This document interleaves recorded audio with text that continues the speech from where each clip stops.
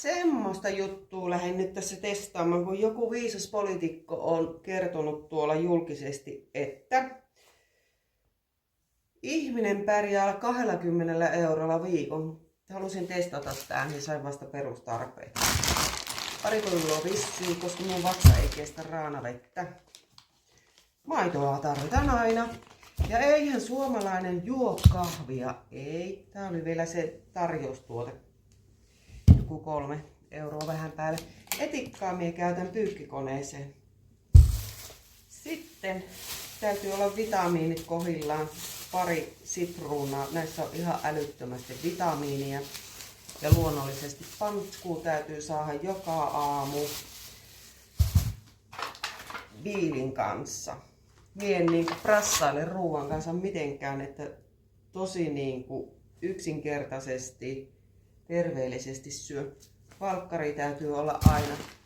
No, nehän voi väittää, että mie pärjään tällä sen viikon. Paistettu riisi on kyllä itse asiassa aika hyvää sipulin kanssa. Sipuli täytyy olla aina kun tekee ruokaa. Sitten mien karkkiimässä hirveästi. Tuli pakko ottaa tämmösiä, että me saan niinku mussutella sokerihimoa. Sitten leipää en ottanut, näkkäri on sitä varten, että se kestää, mutta nykyisin lisäaineita niin helvetisti. No tää ei oo minulle, tää on itse asiassa koiralle. Tää Rainbow-nakki on niin hito huonoa, joka ei niinku kävisi edes koiralle. Mut nyt oli pakko ostaa sille jotain muuta. Ja eduskunnassahan luullaan, että ei paskapaperia ihminen tarvitse. Sitä on oltava vatsan toiminnan hyvinvoinnin vuoksi. Aina täytyy olla chiliä. Näitä ihania pieniä chiliä. Tää pussi oli euron. Näistä me saan kivoja raskapusseja. Kohta on maksullisia, kun joku näkee. Ja sit kurkku on oltava leivän päällä. Ja huomasitteko, minulla ei ollut edes juustoa.